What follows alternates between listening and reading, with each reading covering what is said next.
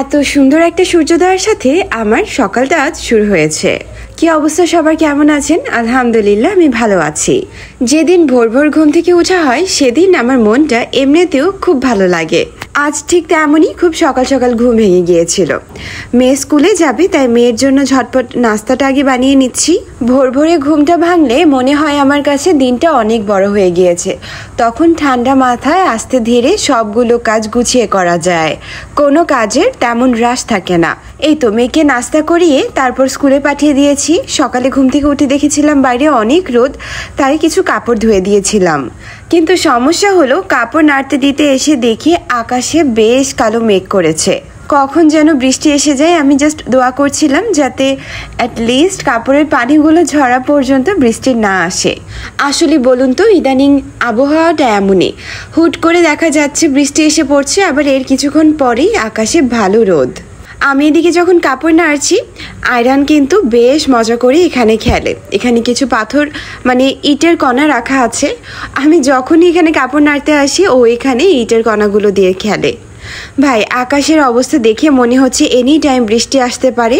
কাপড়গুলো নেড়ে দেওয়া অ্যাকচুয়ালি একটা রিস্ক হয়ে গেল।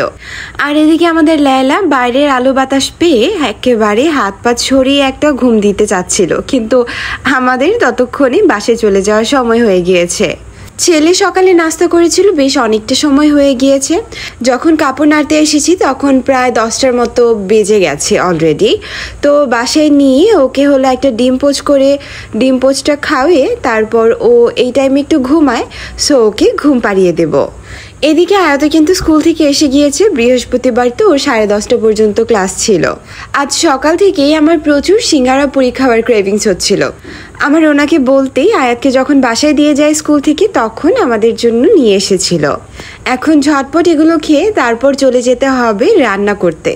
বেশ এখন অনেকটা দেরি হয়ে গিয়েছে রান্না বসাতে, ঝটপট রান্না সারতে হবে।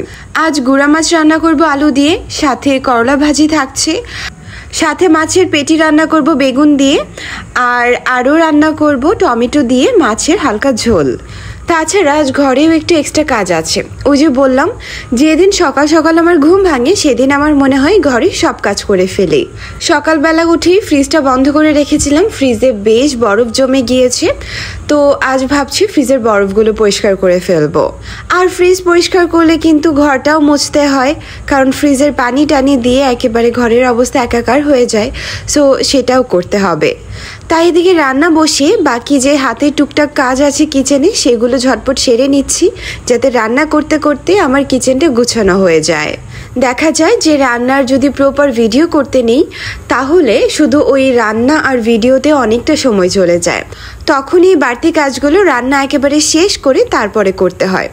বাট আজকে আর সেটার ঝামেলাই নিচ্ছি না, কারণ আজ এমনিতেই অনেক কাজ নিয়ে ফেলেছি হাতে।